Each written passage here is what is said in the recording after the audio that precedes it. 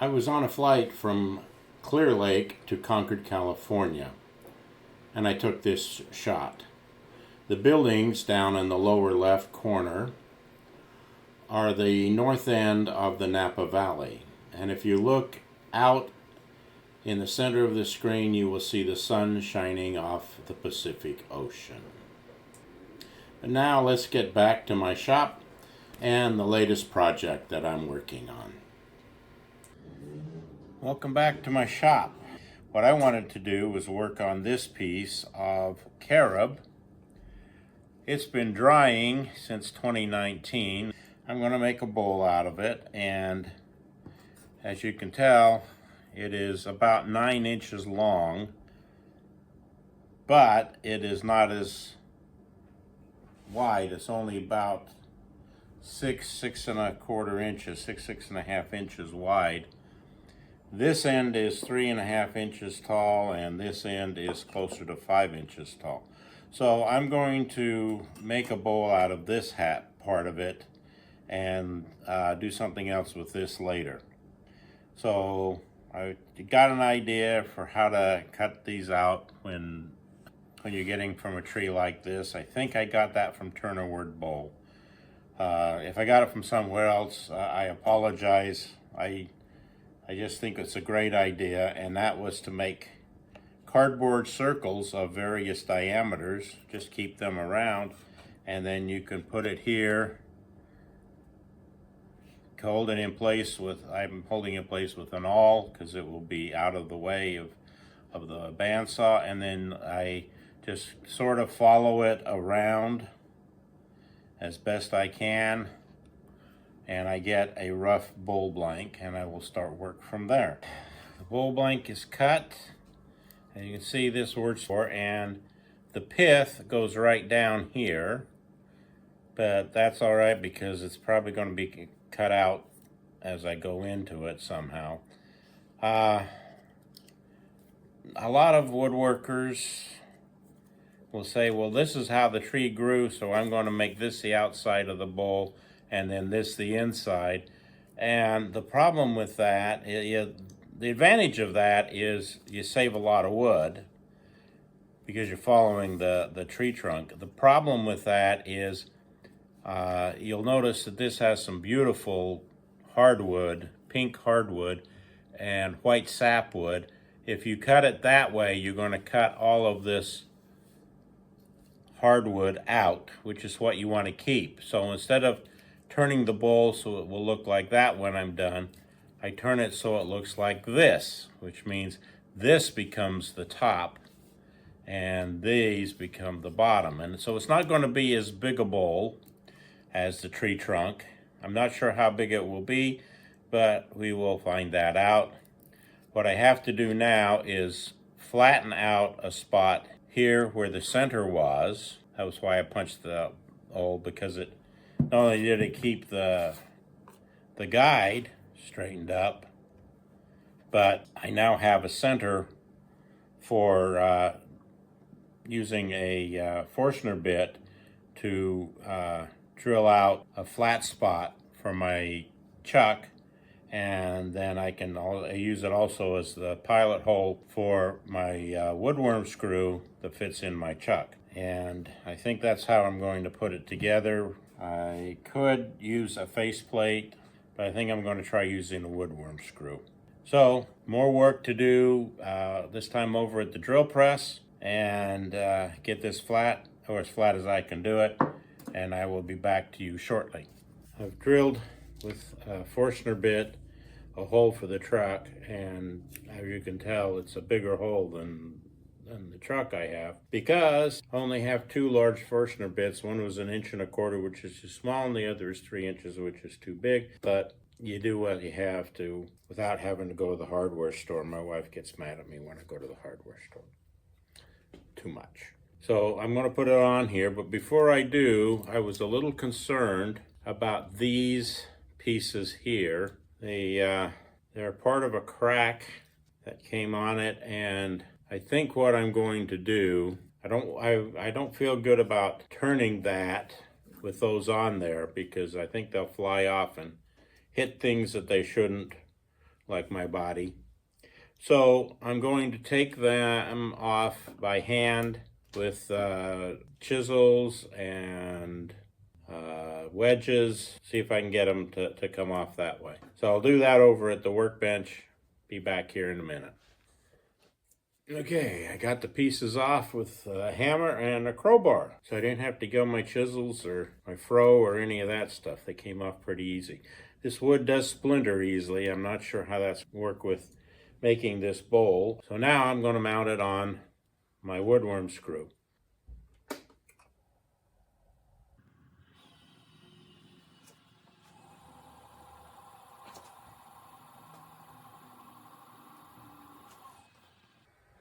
Apparently I did not make a big enough pilot hole. So let me get my drill and re-drill that out with a bigger hole. I made it. The hole is not 16/64, it is 5/16 of an inch. So I will mark that on the word screw so I don't have to go through this again at another time. So now I'm going to lock it down and put this on by hand.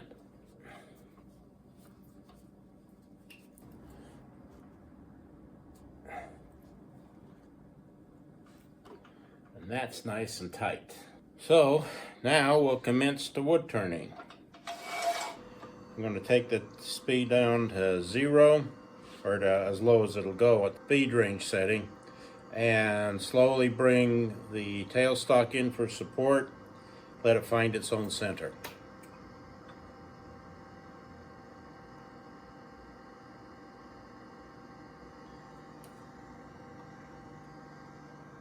I'm not sure how high I'll start. It's pretty out of balance. Probably about 300. I take it up until it starts wobbling, and then I take it down a little bit, work on it, then I take it up, and eventually I get to higher speeds. But this is going to start at a very low speed. So mask is on. Well, as everything's all together. Everything's on, and here we go.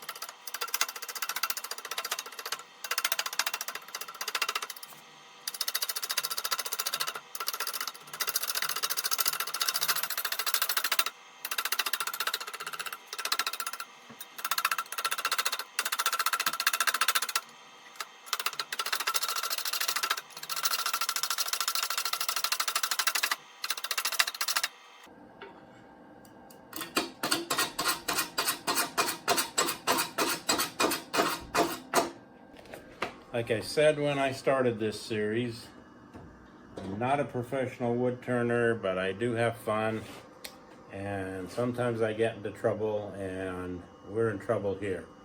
It's backing out from the woodworm screw. I don't know exactly why, but I'm going to stop and change it to a faceplate that has more screws in it. That may help out with what we're trying to do here. We're now back in business. I took the wormwood screw off. I put a faceplate on. That wasn't easy because I had to flatten out this face of the bowl blank to accommodate the faceplate, but this should work a little better. The woodworm screw, as you remember, was stripping out and becoming very dangerous. So we'll see how this works. I've got quite a bit of cutting to do here to get this piece of the face round. It's all flat, but going to work on that. I may leave some of it, I may not. One thing to be careful with if you're working in carob like this is the wood is very splintery, so cuts have to be very delicate and fine, or you get caught in a splinter and get a catch, which would not be a very good idea here on this. But I'm going to start up turning again with the my bowl gouge, trying to get the face, the sides round, or as round as I can. It's going to take a lot of wood off to do this, but we'll see what happens with it. Worry about that one, see what I want to do with that later. I may leave a lot of it as a natural edge on it, but we'll see.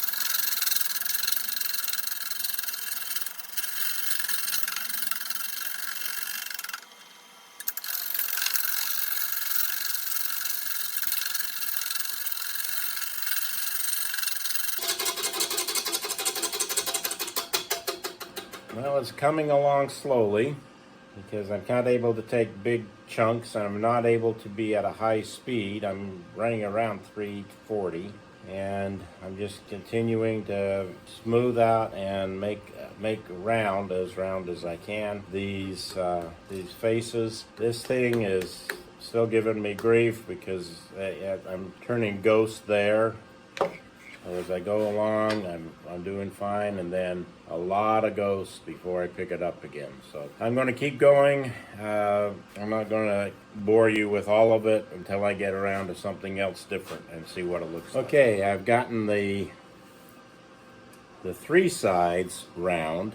This will never round. I'm not sure what I'm going to do with that yet. But the biggest problem now is the bottom. It is definitely not smooth. It is definitely not true. It comes in and out like crazy. So I'm going to start working on that a little bit and see what happens. I hate saying that because Donald Trump says that. Anyway, I will start working on this bottom a bit. I'm going to still keep tailstock support because this can, if this catches, it could rip right out of the faceplate. I wouldn't want that because I'd be standing in the way of it. So I'm going to start working on the bottom, see if I can get it smoother and work fine.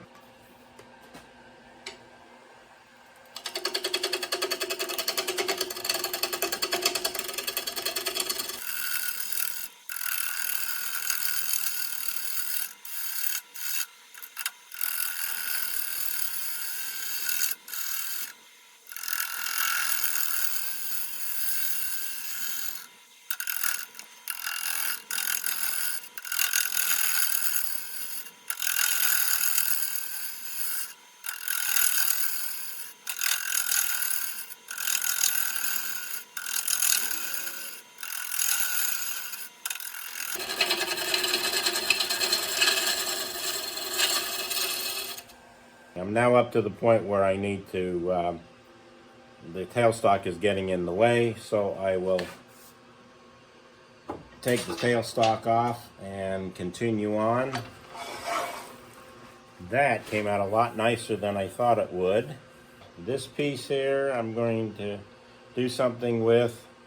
I've gotten it down so I'm just past the pith, and that's good. The pith was right there. I wanted to get past that. I've got some cracks still here that I need to deal with. I think that's what I'll do now is CA glue those so they're working fine, and then continue to do some more work on this. And I'm going to put a recess in this rather than a tenon because it's such a small bowl. I think that will work best is a recess with my small draws. I'll do all of that work and get back to you after I get the glue dries. The CNA glue is dried, and I have laid out recess, and I laid out a foot. And I think this will work out all right. The foot's far enough out that I think we'll be all right. I'm going to start hollowing out for the recess and then making a better transition from the bottom to the sides. And that's the next step in this project.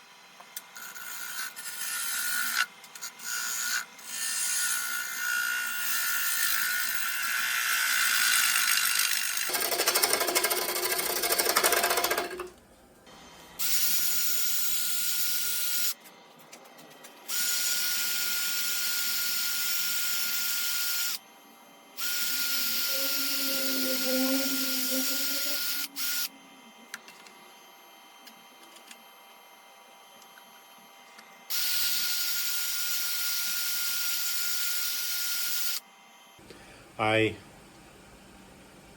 did some more sanding. Sanding's very hard on this because I could not sand with it turning a lot because of the great dip here. It causes a lot of problem. So I sanded it to 300 grit. sealing cellulose sanding sealer. Let that dry, buff that up with Scotch-Brite pad, and then I put some Yorkshire grit on, and now I am working the Yorkshire grit into the bowl. And so I'm now working it into the wood pores until it's totally gone. And when I have a new piece of paper towel, it won't pick up any more of it, and that tells me that it's all worked in.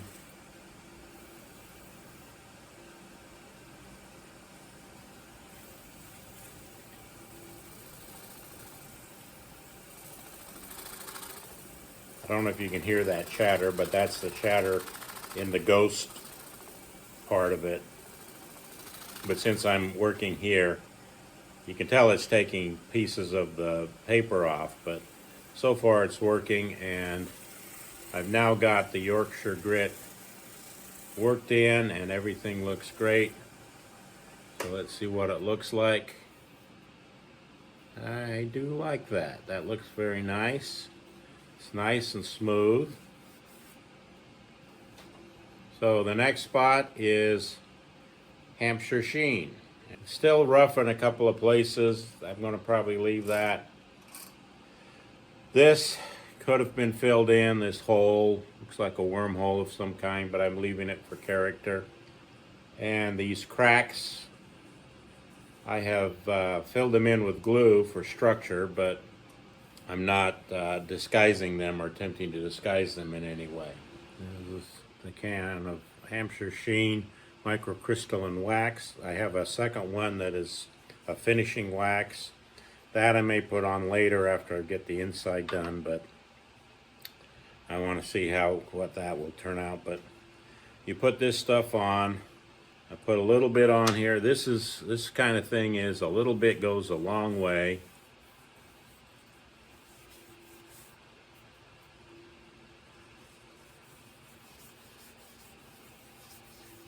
So you fit it on here and you let it dry a little bit. Okay, I've let the wax dry. So I'm going to buff it using the other side of the paper towel. And I like to buff it as high as this thing will go.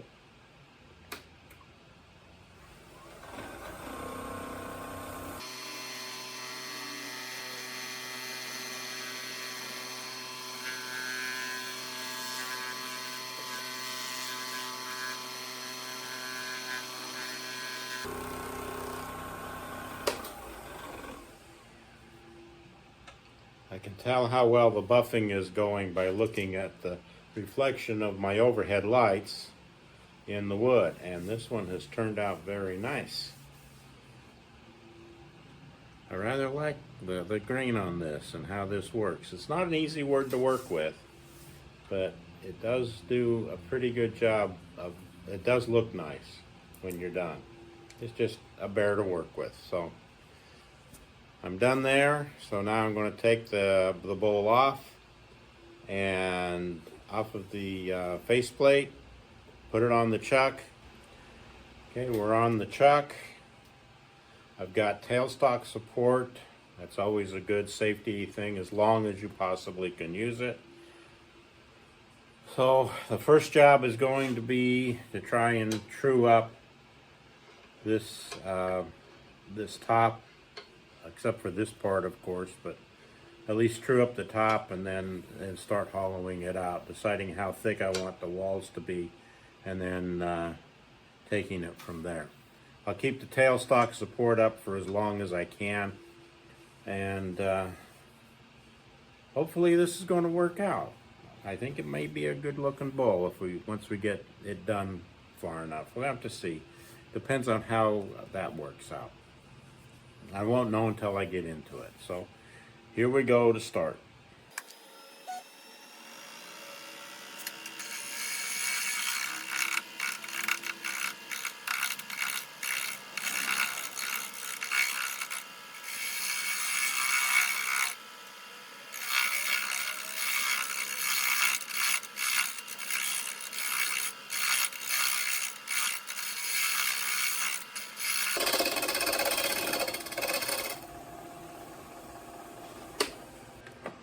Okay, that's got it leveled out. Take care of some of the high spots there, but let's see what happens as we try to hollow this out a bit. I think I'm going to try to start hollowing from the inside a little bit until I get to this radius where that starts coming in, and then see what goes on. Haven't done this before, so I'm learning as along with you.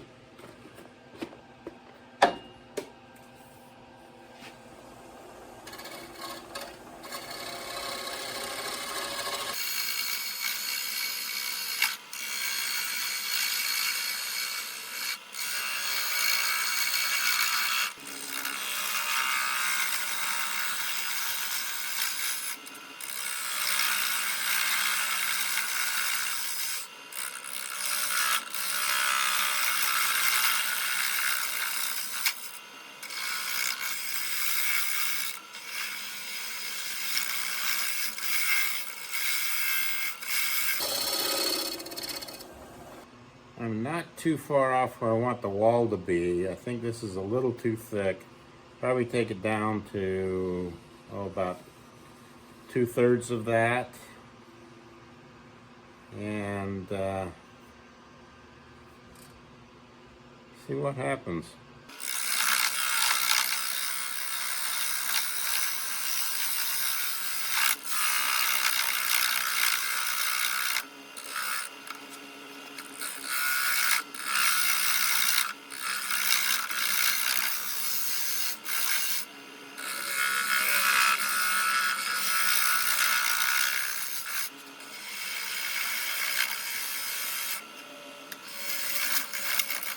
Starting to get down where I want to be with this, or at least the edge. I kind of like that edge about there. And I have my homemade depth gauge here. So that's all the way to there. That's the bottom of the recess. So I'm going to probably want to take it about to there. And of course I got a long way to go, but I will be taking that down close to this, and then I'll be double checking the depth with the calipers to make sure. But one thing I've noticed is this wood likes to eat gouges for lunch, so it's time for a resharpening. I think for the rest of this, I'm going to have to take the tailstock off. It's just getting into the way right now.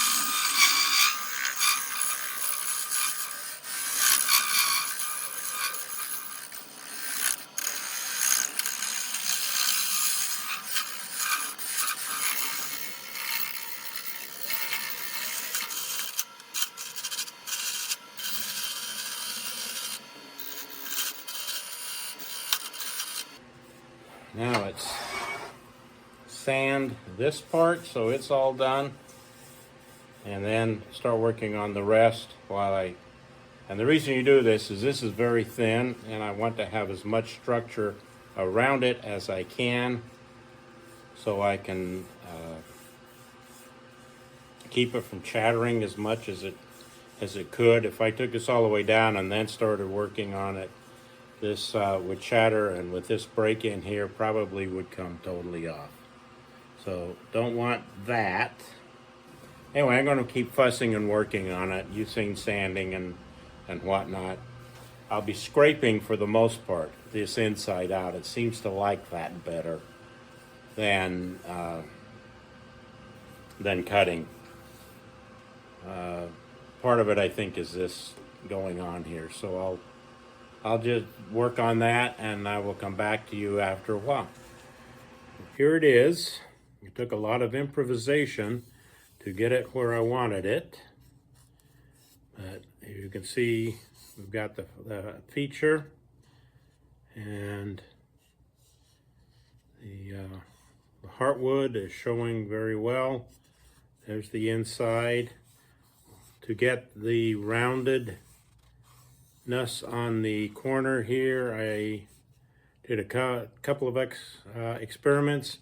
I finally decided that the easiest one was using my mini carbide tool.